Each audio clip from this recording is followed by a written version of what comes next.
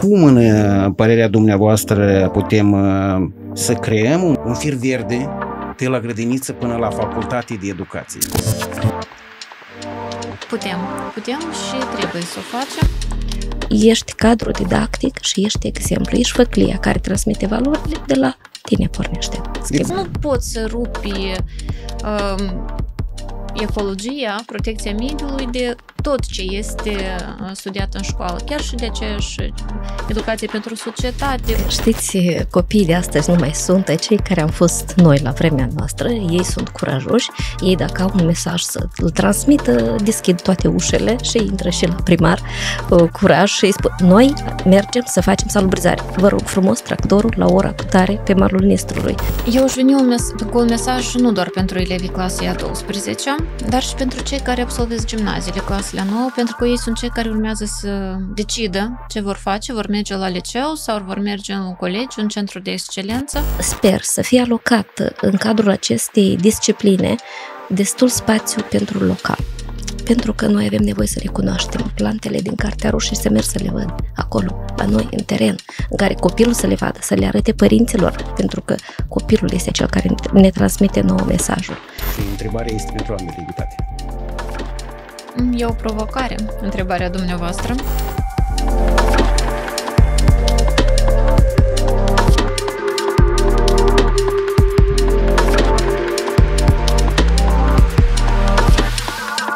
Stimați prieteni, bine ați venit la podcastul Remediu pentru Mediu cu Justiție Verde, un podcast unde Justiția Verde vine cu soluții legale pentru protecția mediului. Sloganul podcastului de astăzi este Educația ecologică între inițiative locale și standarde naționale. Discutăm cu doamna Daniela Elenciuc, președintele Agenției Naționale de Asigurare a Calității în Educație și Cercetare, doctor în științe biologice, și Viorelia Perebinos, Asociația Obștească Viitorul, directoarea Gimnaziului Ecaterina Malcoci, Crohmaz, raionul Ștefan Vodă, doctorandă în științele istorice. Eu vă salut, vă spun bine ați venit la Remediu pentru Mediu cu Justiție Verde, vă mulțumim că ați acceptat invitația. Bună ziua, mulțumim! Deci, doamna Elenciuc, prima întrebare dumneavoastră, pentru că suntem în perioada când absolvenții au emoții, o perioadă plină de emoții pentru absolvenții noștri din toată Republica Moldova. Vreau să vă întreb din poziția dumneavoastră și din experiența dumneavoastră, cât de mult se vorbește în școli despre, știu eu, protecția mediului, cât de mult tinerii sunt îndrăgostiți de acest domeniu și atrași să urmeze facultatea ce ține de protecția mediului, ecologie, științe ale naturii, o facultate care este mult mai aproape de natură dacă e să comparăm cu alte științe. Da, vă mulțumesc. Eu cred că în școli se discută mult, dar poate fi și mai mult. Nu, se discută preponderent în cadrul disciplinelor de biologie, geografie, uneori și în cadrul disciplinei chimie, doar la anumite ore, pe anumite subiecte. Pe când tot ce ține de protecția mediului poate fi integrat în toate disciplinele școlare, doar că aici avem anumite neajunsuri, nu toate cadrele didactice sunt destul de bine pregătite ca să abordeze subiecte care țin de protecția mediului, de ecologie, de sustenabilitate, de agricultură verde în cadrul altor ore, cum ar fi atât științele socio-umane cât și cele reale. Ați rostit, ați vociferat visul ecologiștilor. Despre protecția mediului se poate de vorbit în cadrul tuturor obiectelor. Doar trebuie să ai măestria și tenacitatea de a face acest lucru. Exact, să poți reflecta. Chiar și în cadrul orilor de matematică, nu știu, fizică, oriunde se poate găsi un compartiment. Acum proiectele STEAM, care sunt atât de promovate în școală, oferă această șansă cadrelor didactice să implice competențele copiilor, să dezvolte competențele copiilor în domeniul protecției mediului. Vreau să mergem la țară în acest moment. Doamna director, vreau să vă întreb cât de mult se vorbește, iată, în mediul rural despre protecția mediului, cât de mult copiii îndrăgesc. Mie îmi place că apar, și nu aș spune că sporadic, dar apar informații că, iată, într-un raion, într-un sat s-a făcut o acțiune de salubrizare, unde au participat și cei mici, și cei mici au inspirat și pe cei mari, care au venit cu părinți, care cu bunii și au participat la aceste acțiuni. Și părerea mea, eu știu, dar eu spun ceea ce văd de aici, de la Chișinău, hai să-i spunem. Da, dar dumneavoastră sunteți acolo pe loc. Cum și cât de ușor copiii poate vin cu propuneri, doamna director, dar poate facem sâmbătă asta vreo acțiune de mediu, ecologică, sau cum se întâmplă lucrurile în localitatea dumneavoastră? Copiii de astăzi sunt adevărați promotori a valorilor. Să zicem flăcări, inimioare mici care iubesc tot ceea ce îi înconjoară și au această sensibilitate să vadă frumosul din jurul lor.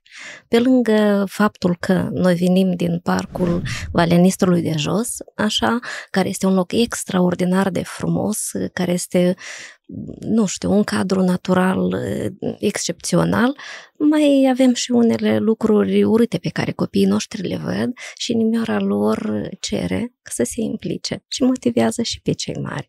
De exemplu, în planurile anuale ale instituției, toate zilele ce țin de protecția mediului, Ziua Pământului, Ora Pământului, 15 septembrie când avem activități de salubrizare, dar copiii, preponderent ultima perioadă, aleg educație ecologică ca oră opțională în ciclul primar și alături de învățători și alți profesori diriginți de clasă sistematic fac aceste activități. Ați pus accentul pe un lucru care foarte mult îmi place și vreau puțin să ne oprim, pentru că ați vorbit de Ziua Pământului, da? Deci, în acel orar sau acel calendar, mai bine zis, anual, există și persistă sărbători ce țin de natură, planetă. Deci, într-un fel, în școala dumneavoastră, copiii deja știu în ce dată, ce sărbătorim, cum își pot manifesta și aceea devină mai activi, acel interes față de mediul înconjurător. Și lucrul ăsta este prezent și în alte colegii, școli, pentru că este foarte frumos că în acel mare calendar anual sunt câteva sărbători ce țin de mediu, precum sărbătorile astea le găsim la organizațiile de mediu. Și iată, și în școli deja se face acest lucru.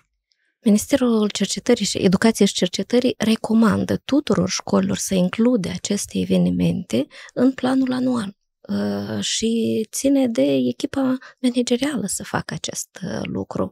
Pentru noi este o tradiție frumoasă care ne oferă o posibilitate să facem ceva important, să petrecem timp de calitate alături de elevii noștri și alături de familiile elevilor noștri, pentru că părinții de astăzi sunt acei care sunt alături de copii foarte mult. Noi aici la EcoFM promovăm ideea că doar cei care au echilibru ecologic spiritual realizează diverse activități de mediu, ceea ce ține de ecologie, și ne străduim să dezvoltăm și ecologia sufletului. Acest termen, de asemenea, încercăm să-l promovăm.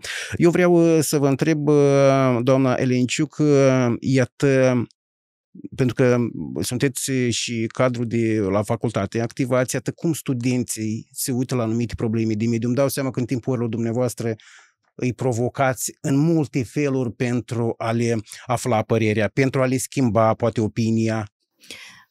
În cadrul orelor noi încercăm să abordăm protecția mediului din diferite perspective, pentru că programul de studii ecologie și protecția mediului prevede diferite discipline curriculare. Noi discutăm atât despre problemele care țin de legislație în vederea protecției mediului, sustenabilitate, securitate. În ultimul timp punem accent și pe anumite aspecte care țin drepturile omului și dreptul la un mediu adecvat, exact.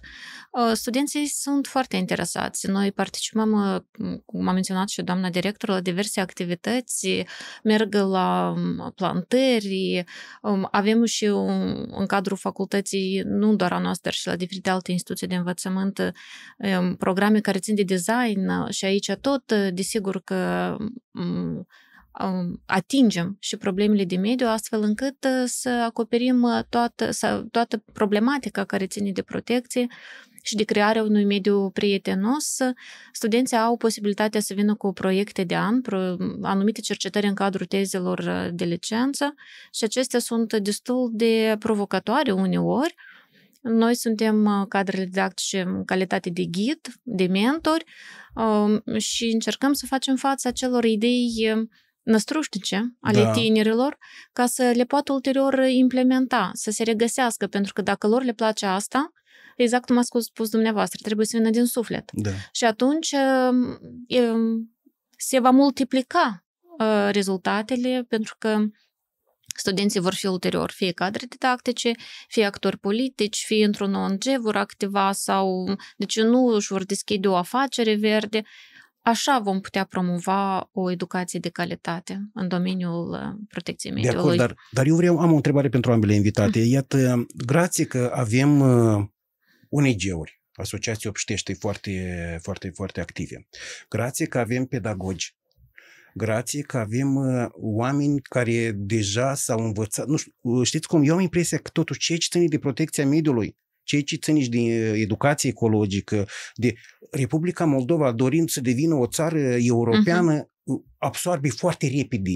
Și noi, în domeniul protecției mediului, noi vedem pași concreți care se fac și pe orizontală și pe verticală și copiii sunt informați și cei maturi deja, pentru că cu ceva ani în urmă, hai să spunem 10-15 ani în urmă, copiii tot timpul și tinerii să plângeau pe maturi, că noi facem curat, ei aruncă chiștoc sau ei aruncă mucul de țigară, noi facem curat, ei aruncă petul. Și acum vedem, nu știu cum se observă, o sinergie între instituțiile statului, o sinergie de activitate și deja ușor să absorbă lucrurile astea și chiar se implementează pe loc. Și asta fac și savanță, asta fac și cadrele universitari, asta fac și profesorii din școală și licee și gimnazii și asta face și populația, pentru că noi putem să facem multe și mass media, dar noi putem să facem multe. Dacă populația nu-i cupriză la populație, asta e vânt, asta e nimic, dar se vede o activizare, iată, și simte spiritul ăsta de echipă. Sunteți de acord cu mine? Absolut. Este implicarea întregii societăți și doar așa vom obține rezultate palpabile și vom asigura un mediu sigur pentru viitoare generație. Mesajul care astăzi este transmis populației este ce faci tu exact ca să schimbi. Pentru că oamenii au obosit de amenzi, oamenii au obosit oamenii vin altfel de mesaj. Acum avem altfel de mesaj care ajunge altfel. Ce lași tu copilului tău? Tu nu ai nimic mai scump decât copilul. Ce lași tu lui? Exact. Petul? Ce lași tu? Plastic în hrană? Deci mesajul s-a schimbat și a ajuns în sfârșit la țintă. Noi de asemenea încercăm, pentru ca să ascultătorii noștri să se unească, iată, noi încercăm să explicăm oamenilor despre, spre exemplu, programul de împădurire și reîmpădurire, care este un program lansat de președinta Republicii Moldova, doamna Maia Sandu, că programul ăsta nu este a doamnei președinte. Programul ăsta este a fiecăruia din noi în parte. Pentru ca să unim ascultătorii și pentru ca, știu eu, să simțim mai puțin, poate, efectul schimbărilor climatice, impactul lor și așa mai departe. Da, exact. Problemele de mediu țin de coeziunea populației și inițiativa este foarte frumoasă și totodată implică toată lumea să facă un pas mic, pentru că doar prin pași mici, implicarea fiecăruia zi de zi, putem ajunge la rezultate concrete și palpabile. Exact. O întrebare către doamna Elenciuc. Ce loc ocupă educația ecologică în standardele de calitate evaluate de ANACEC pentru instituțiile de învățământ atunci când se evaluează corespunderea standardelor de calitate a unei instituții de învățământ? Cât de importantă este educația ecologică? Atunci când mergem în evaluare, noi în standarde nemijlocit nu avem stipulat acest aspect. Dar atât Cadrul Național al Calificărilor în ultimul timp pune accent pe competențele transversale și evaluatorii, mergând în evaluare atât în instituțiile de învățământ preuniversitar cât și universitar, urmăresc cum aceste competențe se regăsesc în planurile de învățământ, în curicula pe discipline, ar fi un pas, și altul, per instituție în general, instituția de învățământ cât este de implicată social, responsabilitatea acesteia față de comunitate și aici se reflectă acele standarde. Desigur că acum am adoptat noile ghiduri, vrem să vedem impactul lor și într-un timp de un an jumate să revenim la subiectul dat, pentru că la nivel european se discută de diferite discipline cu aspect transversal, atât educație ecologică cât și antreprenorială, să vedem cum ele într-adevăr sunt reflectate cu impact ulterior în educația tinerilor, nu doar, aș zice, ore teoretice, dar nemijlocit cu implicarea practică, cu ieșiri în teren. Da. Și atunci revenim la... De acord. Lucrul ăsta, totuși, doamna președinte, se face în teren mai mult. Exact. Nu doar în sălile de curs. Exact. Nu doar în sălile de curs. Atunci, în sălile de curs, da, aflăm lucruri fundamentale, introductive, dar totul se face în afara sălilor de curs. La dumneavoastră se face în afara sălilor de curs, pentru că cum reușiți dumneavoastră să mergeți cu educație ecologică în afara curriculumului formal, da? Cum reușiți să atrageți și ce activități faceți? Noi avem multe proiecte în care ne implicăm începând cu anul 2014. Am început cu proiecte micuțe de 5.000 de lei în care am sădit o alei a prieteniei, în care am găsit o școală care vibra pe aceeași undă cu noi și am mers în parteneriat, am sădit trandafiri. Am făcut bănci pentru copii, am pornit de la un loc atractiv pentru copii, i-am implicat pe toți și copiii cu cerințe educaționale speciale și părinții acestora și bunei. A fost o experiență extraordinară. Satul a prins a vedea lucrurile acestea. La următoarea propunere de proiect au venit mai mulți. Deci am făcut alt proiect care se numea Apa echivalează viață. Și atunci am curățit un izvor în care a mers comunitatea cu noi, am mers la Nistru și am colectat deșeurile, dar am asigurat și apă de calitate copiilor noștri în instituție, după care am beneficiat în parteneriat cu Ecocontact de 2 proiecte mari. Așa, una a fost Crocmaz pentru mediu, în care am pus accent pe reducerea emisiilor de gaz, în care am schimbat geamuri, dar am făcut multe activități de formare cu părinții noștri. Și ultimul 2024, în care am mers mai profund cu exemple concrete, în care am construit compostoare a frunzelor, am evitat, am eradicat ambrozia și am mers cu mesaj la grădiniță la părinții acestora, în care am arătat ce simptome are alergia la ambrozie și am mers mesajul. Am avut parte de formări de la echipa Ecocontact care ne-au prins foarte bine în formularea mesajului și acum e mult mai simplu să organizăm o campanie de sensibilizare în care mergem direct la publicul țintă. Să înțeleg că ați găsit modalitatea prin copii să ajungeți la părinți. Exact. Asta este important. Ați făcut puțin și din treaba primarului. Primarul este foarte bravo și acum când vede că lucrurile se mișcă din loc, ori de câte ori solicităm ajutor și sprijin, este alături de noi și este extraordinar acest lucru. Iată, vreau puțin să ne oprim pentru că atragem atenție la colaborarea cu APL-urile locale, cât de interesant sunt primarii, pentru că la voi în zona Ștefan Vodă există o localitate care este un adevărat hub. Și dumneavoastră știți despre ce localitate vorbesc și respect pentru acel primar, dar vreau să vă întreb cât de ușor, cât de mult vă susține primăria, pentru că mi-a plăcut această modalitate prin copii, iată să ajungeți pe o anumită problemă punctată, că este vorba de sănătatea tuturor. Aveți dreptate. Știți, copiii de astăzi nu mai sunt cei care am fost noi la vremea noastră. Ei sunt curajoși. Ei, dacă au un mesaj să îl transmită, deschid toate ușele și intră și la primar curaj și îi spun, noi mergem să facem salubrizare. Vă rog frumos, tractorul la ora cu tare pe malul Nistrului. Domn primar, când vede o echipă de 20 de copii amestecați, exact, nu a zis niciodată nu și suntem extraordinar de recunoscători. Vara nu avem apă să ne udăm plantele de pe teren. Domn primar, avem nevoie de apă, domn primar organizează ca să nu ne se... De aceea este important. Este important pentru că se face un lucru comun pentru binele comun. Am înțeles. Doamna președinte, mă interesează care sunt provocările concrete în integrarea coerentă a educației ecologice în sistemul național. Aș vedea mai multe paliere aici, unde putem să intervenim. Unul ar fi includerea acelor momente care țin de protecția mediului în diferite discipline școlare. Doi, cum am zis, pregătirea cadrelor didactice. Pentru că cadrele didactice, la un anumit interval de timp, merg la diferite perfecționări și aici am putea noi, din cadrul instituțiilor de învățământ superior, să-i formăm și pe această dimensiune, pe protecție. 3, eu știu, accesul la diferite tipuri de materiale metodice, didactice. Acum sunt foarte multe, eu sunt sigură. Nu toate sunt în limba română și sunt accesibile, dar ar fi și aceasta.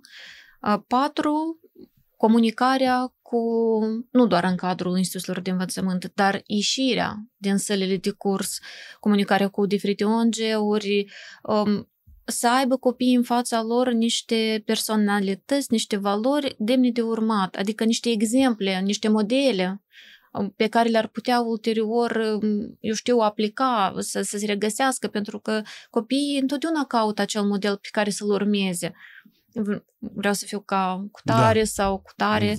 Exact, și asta ar fi o altă dimensiune, să găsim acele ieșiri, să fim noi deschiși, atât cadrele didactice, instituțiile, managementul, ca să ieșim din sală. Eu știu că e mai complicat în instituții de învățământ acest fapt, dar asta ar fi o soluție. Da, dar totuși, din observațiile mele, iată, da, schimbările ustură, dor. Da. Chiar și cele spre bine, orice tip de schimbări. Dar am observat totuși profesorii noștri sunt gata să facă anumite schimbări pentru a își îmbunătăți și calitatea de predare și educație ecologică. Din câteva cazuri eu am înțeles acest lucru, pentru că și în anumite proiecte am văzut acest lucru. Totuși se poate, numai merită poate să-i demotivați sau, eu nu știu, altfel din cauza că rezultate de succes am văzut, exemple de istorii de succes, mai bine zis, am văzut cu profesori care fac și educație ecologică, care sau puțin au făcut specializare sau autodidact și este un lucru destul de frumos. Da, este adevărat. E îmbucurător faptul că, uite, cum a zis și doamna director, acum sunt probleme, putem identifica fiecare din noi probleme mici, dar care ne afectează, aceleași ambroze, aceleași peturi, care afectează sănătatea și atunci apare acel interes personal care se reflectă nemijlocit și avem acea transpunere de la profesor la elev, la student. De acord, pentru că experiența precedentă, am promovat niște proiecte, am făcut reportaje și am observat că într-un parc reabilitat de copii împreună cu maturi, nici polițist nu trebuiește. Că dacă cineva, că au fost cazuri că au încercat să vandalizeze, cum eu acolo este eu am făcut, și adică lumea păzește, lumea ține la zona aceea de parc care a fost reabilitată. Și atât prin exemplu propriu de a participa, de a pune mână, de a face ceva pentru orașelul tău sau sătucul tău, asta înseamnă și vrei, nu vrei, creșterea într-un fel a responsabilității față de aceste bunuri. Eu vreau să vă întreb, doamna director, ce motivează sau îi descurajează pe copii atunci când vorbim despre educație de mediu și de diferite activități ce țin de protecția mediului. Societatea noastră adultă este conservatoare și această calitate demotivează copiii. Pentru că, mai întâi de toate, omul caută ce o să am eu din această activitate. Exact. Vine euul acesta cumva. Când vine copilul, el nu caută. Ce pot face eu să fie lucrul acesta? Când copilul sădește un trandafir, el vine și îl udă și îl îngrijește și observă acei 9 ani cum înflorește și floarea crește odată cu copilul. Deci, rezultatul concret motivează copiii.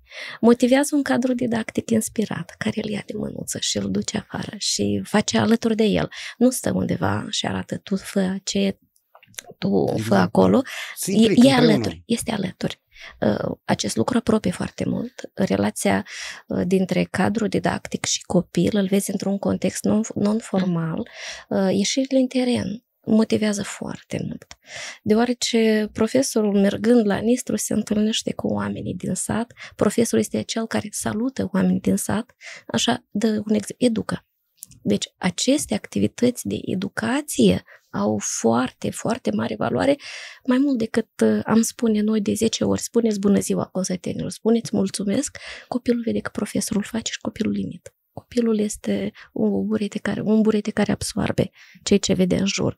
Motivează când se implică lumea. Asta motivează foarte mult. Eu, spre exemplu, urăsc ce am eu din asta sau după mine și potopul. Exact. Acesta este mesajul care noi transmitem astăzi. Încep schimbarea cu mine. Eu fac ca locul unde sunt, la plecarea mea să fie mai frumos decât l-am găsit. Și asta e bine. Dar vedeți că deja la tânăra generație lipsesc principiile, este felul ăsta de gândi. Pentru că tinerii sunt proactivi, tinerii de asta, adică eu nu observ după mine și potopul sau să merg după principiu ce am eu din asta. Eu am realizat emisiuni unde pe tema voluntariatului și cineva, asta mi-a rămas și în ediția trecută, de asemenea am spus-o invitaților că eu aș face voluntariat, un tip, dar să mi se plătească. Știți cum? Neștiința, cred că l-a făcut să răspundă în felul ăsta. Dar de asta și era ideea. Avem copii inspirați, avem tineri care doresc să schimbe. Foarte mult copiii privesc peste frontieră. Exact. Ei călătoresc de mici. Corect. Și în aspectul ăsta de asemenea influențează. Accesul la informație, această privire dincolo este mult mai pronunțată la copii astăzi. Da. Domnule Linciuc, există planuri sau recomandări clare la nivel național care ar ajuta instituțiile de învățământ să introducă mai bine educația ecologică în program, mai efectiv, mai cu rezultat? Da, există cu siguranță. Dacă să vorbim despre instituții de învățământ superior, aici este o flexibilitate mult mai mare, pentru că fiecare instituție are dreptul, în conformitate cu plan cadru național, să-și elaboreze programul curricular per specialitatea pe care o elaborează, dar accent și există acea limită, să spunem, discipline opționale sau discipline generale din domeniul socio-uman, unde se poate reflecta fără doar și poate problemele care țin de protecția mediului, de ecologie. La nivel de învățământ preuniversitar, aici se regăsește acea disciplină opțională pe care o avem și sunt elaborate și suporturi curriculare, manuale pentru cadrele didactice care le vin în ajutor. După cum am mai spus, și Cadrul Național al Calificărilor insistă pe formarea acestor competențe transdisciplinare. Adică există, dar el oricum poate fi îmbunătățit, astfel încât să pregătim tinerii pentru un viitor care este mereu în schimbare și ei trebuie să fie adaptați la aceste schimbări. La felul cum vorbiți dumneavoastră, îmi dau seama că subiectul pe care îl discutăm astăzi în cadrul podcastului nostru este foarte important și în cazul ANACEC. Da, este adevărat. Chiar pregătindu-mă pentru o emisiune, discutam cu colegii din alte direcții și exact pe subiectul ăsta ziceam că ne propunem să reflectăm aceste competențe în standardele noastre, care ulterior să mergem în instituție să evaluăm, să vedem implicarea aceasta socială, atât a instituțiilor, cât și ca finalitatea programelor de studii, cum sunt pregătiți tinerii pentru a activa, dar și pentru a activa responsabil, cum ați spus și dumneavoastră, indiferent de domeniul în care vor merge. Deci, colegii dumneavoastră de asemenea sunt interesați. Exact, da. Iată, acest lucru bucură. Am o întrebare. Putem să menținem, sau cum în părerea dumneavoastră putem să creăm un parcurs, un fir verde de la grădiniță până la facultate de educație ecologică? Putem și trebuie să o facem. Mie îmi place foarte mult să urmăresc fiind casa nu departe de o instituție preșcolară, lângă o grădiniță, cum copiii împreună cu educatoarele fie plantează, fie au grijă de parcela lor. E deja un început. Pentru că ulterior la școală din nou observăm salubrizarea, nu ardem frunzele, plantăm. ca noi ulterior în instituțiile de învățământ superior să dezvoltăm aceste abilități și să le fundamentăm teoretic. Toate acestea sunt adaptate particularităților de vârstă, pentru că nu putem să discutăm foarte fundamental cu un copil care nu o să înțeleagă nimic din tot ce zicem noi. Și pas cu pas aceasta se dezvoltă și intră în subconștientul copilului, a tânărului, el ulterior privind protecția mediului ca o filosofie a vieții și o promovează. Și nici nu-și poate imagina că poate fi altfel decât să sortăm, să nu ardem, să nu folosim peturi, elementar să mergem la market cu o pungă nu din plastic, cu torbița, exact, să utilizăm recipiente care pot fi reutilizabile și uite, prin asta, prin pași mici și prin a încerca să le arătăm că nu diminuăm din confortul sau supunem un anumit risc sau ieșirea din acea nișă ecologică de confort, menținând standardele de viață, dar totodată nemijlocit implicându-ne în protecția mediului ambient. Doamna director, doamna Lenciuc foarte bine a punctat niște lucruri. Și deja eu sper că dumneavoastră în calitate de director, pentru că și aici partea dumneavoastră este importantă. Nu în zadar avem, spre exemplu, grădiniță pasivă la Călăraș sau... Adică, știți cum, totul se meargă într-o sinergie și atunci chiar și să apară panouri solare, deci nu... Eu îmi dau seama că participați la diverse proiecte pentru că să apară, adică și niște colectoare solare de încălzire a apei, ca copiii ce aud și să vadă și să aplice și... Mi-a plăcut filosofia vieții, ca să devină stil de viață. Corect. Noi, grație proiectelor pe care le-am implementat, avem colectoare de apă pluvială pe care o folosim în irigare, avem coșuri unde separăm deșeurile, hârtia, sticla, plasticul, îl colectăm și chiar merge la Preso din satul vecin la 11 km. Deci evităm teme pentru acasă pe hârtie, deci avem prezentări în format digital foarte mult ca să reducem și documentația școlară, am redus-o la minimum pe format hârtie, ca să nu irosim. Foarte frumos, foarte frumos.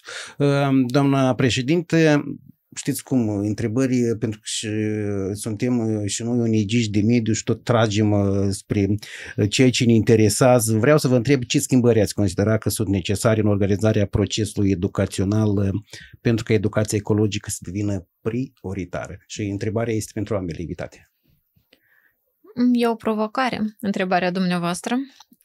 E greu să influențăm politicile brusc. Pentru asta e nevoie de timp, de pregătire, de a pregăti acele cadre didactice, de a avea acel suport metodologic pentru ca oricare cadru didactic să-l poată aplica și să regăsească haideți să zicem, la toate clasele pentru nivelul preuniversitar și ar fi oportun, zic eu, pentru instituțiile de învățământ superior, pentru că au această posibilitate, să introduc un curs de schimbări climatice, de protecția mediului, de justiție verde, nu știu, în dependență de profilul fiecărei specialități.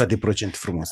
Fiecare specialități, ca să putem le aducem acea informație studenților și să nu se oprească educația ecologică la nivel de școală, la nivel de liceu, gimnaziu, colegiu, să se regăsească și în tot parcursul formării. Bineînțeles că formarea are loc nu doar la nivel inițial, formarea de bază, dar vorbim și despre o educație non-formală, unde aici putem să ne implicăm cu toții pe diferite dimensiuni și cu siguranță putem face acest lucru cu implicare și cu consecvență. Da, doamna Pervinoț? Am observat impactul disciplinei educației pentru societate la copii la distanță de ceva timp, așa, de 10 ani, sigur. Copiii au devenit mai activi, mai responsabili, conștienți de ceea ce fac, de drepturi și de modul sănătos de viață, de tot. Îmi place inițiativa Ministerului Educației și Cercetării de a introduce, începând cu noul concept al curriculumului școlar, educația pentru mediu ca una dintre discipline opționale obligatorii. Deci, Una, avem posibilitatea să selectăm două, dar una neapărat este legată de mediu. Este o idee extraordinară. Sper să fie alocat în cadrul acestei discipline destul spațiu pentru local. Pentru că noi avem nevoie să recunoaștem plantele din Cartea Roșie și să merg să le văd acolo, la noi, în teren, în care copilul să le vadă, să le arate părinților, pentru că copilul este cel care ne transmite nouă mesajul. Ce mă gândeam încă că s-ar putea face mai mult? Fișa de post a cadrului didactic include activitățile pe care un cadru didactic trebuie să le facă săptămânal. Cadrul didactic au devenit mai conștiente odată ce săptămânal oferă consultații elevilor, își rezervă timp să se întâlnească cu părinții, o oră de voluntariat vreau în această fișă de post și acest voluntariat să se refere la mediul înconjurător, la protecția mediului înconjurător, atunci nu o să mai întrebe de ce fac.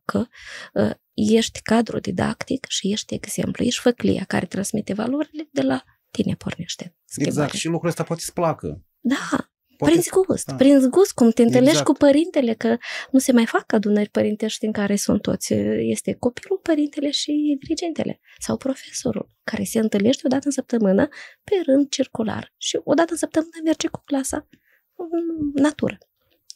Următoarea întrebare, de asemenea pentru ambele invitate, credeți că ideile despre protecția mediului, cum ar fi circularitatea, utilizarea eficientă a resurselor naturale, prevenirea poluării și promovarea unui mod responsabil de consum, pot fi incluse în ore de matematică, fizică, materii care nu prea au legătură cu ecologia și protecția mediului? Eu cred că da. Eu vin din domeniul științelor biologice și întotdeauna, dar am fost foarte aproape de fizică, matematică, chimie, întotdeauna am încercat să le arăt copiilor, că am avut și activitate didactică în școală și la universitate, că nu învățăm chimie strict în cadrul orilor de chimie sau fizică și matematică, pentru că asta e și problema. Noi învățăm strict pe dimensiunea asta, am ieșit din sală, am închis ușa și am plecat. Nu găsim transpunerea acestor cunoștințe în cotidian. Iar rezultatele academice care sunt la matematică este o demotivare a copiilor. De ce eu trebuie să învăț matematică? Uite, eu nu am nevoie de asta în viață. Ba da, vei avea nevoie.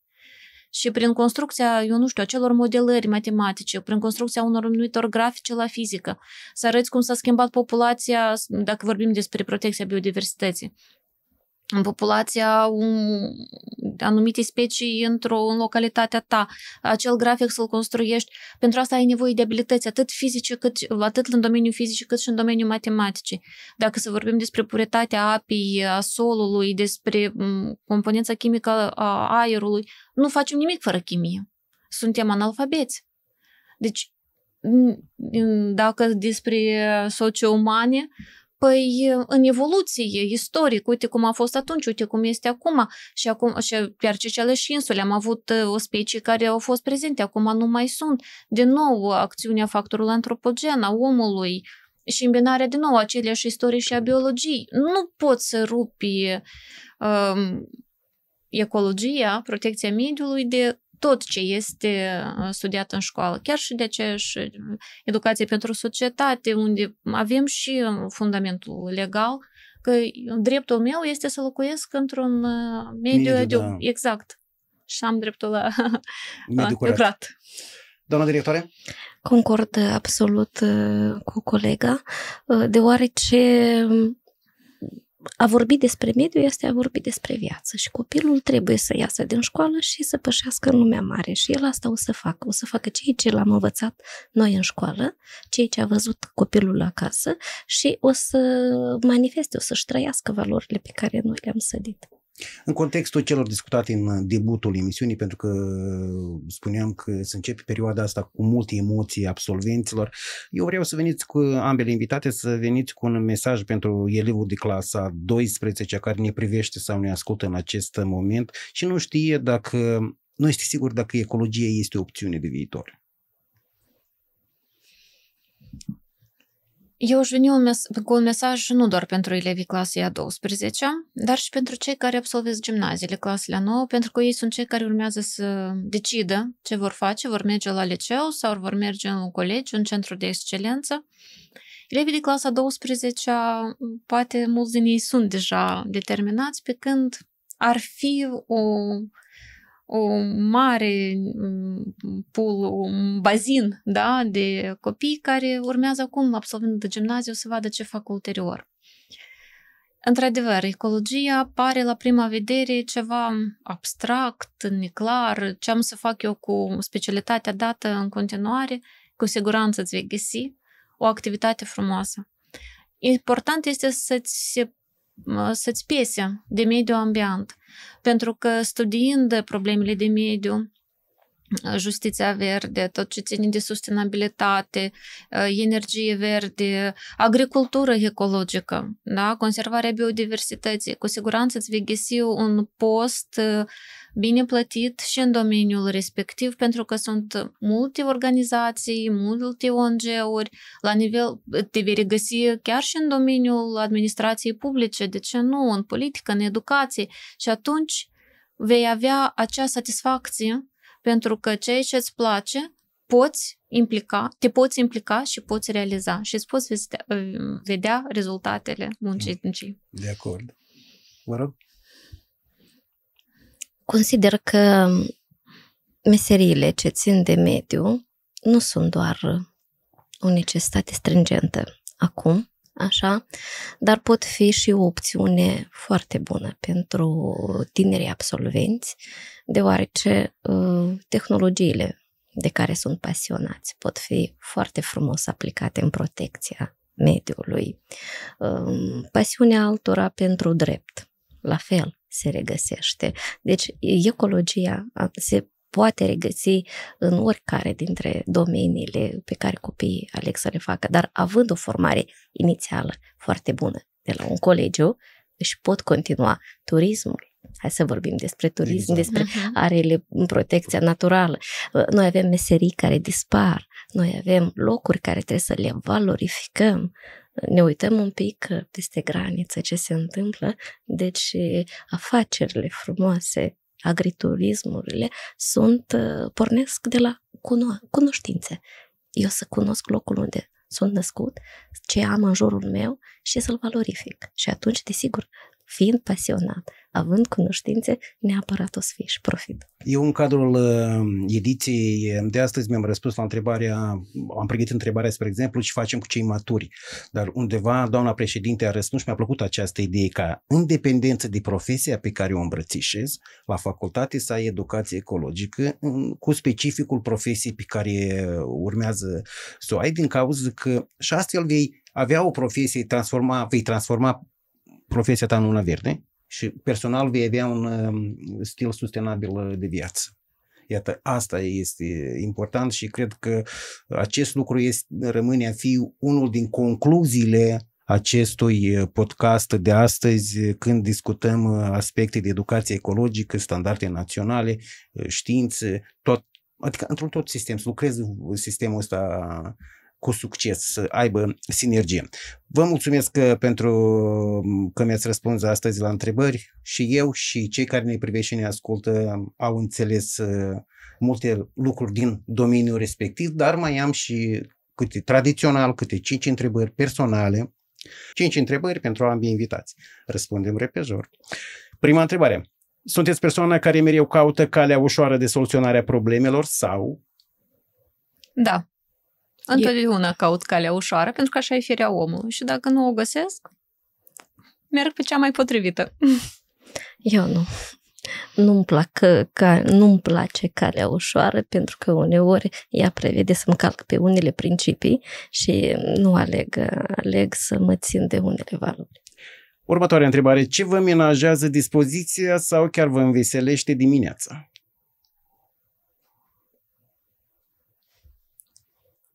Grea întrebare. Ochii familiei mele plini de lumină dimineața.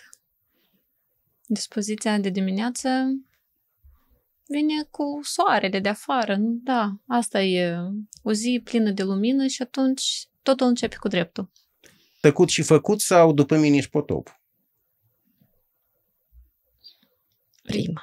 Da, mai puține vorbe, mai multe fapte. Ați fost vreodată într-o situație atât de rușinoasă sau stânjeietoare încât ați vrut să dispăreți așa ca în desene animate? Da. Oricum se întâmplă în viață diferite situații și îți dorești așa să faci clap-clap din mâini și să dispari, să nu mai fii. Da, pentru că a greșit omenesc. Și ultima întrebare, cum ar suna titlul filmului despre viața dumneavoastră? De toate pentru toți. Mergi înainte. Mergi înainte. Eu vă mulțumesc foarte mult. Vă mulțumesc pentru prezența în podcastul nostru. Sunt sigur că ne vom întâlni și în unele proxime ediții, pentru că discuția de astăzi mi-a plăcut foarte mult. După cum și spuneam, pentru mine mi-ați răspuns și la niște întrebări personale de ale mele, nu doar ale publicului nostru. Vă mulțumesc foarte mult. Prieteni, am discutat cu doamna Daniela Elenciuc, președintele Agenției Naționale de Asigurare a Calității în Educație și Cercetare, doctor în științe biologice, și Viorelia Perebinos, Asociația Obștească Viitorul, directoarea gimnaziului Ecaterina Malcoci, Crocmaz, raionul Ștefan Vodă, doctorand în științe istorice. Noi vă mulțumim foarte mult. Până data viitoare, numai bine!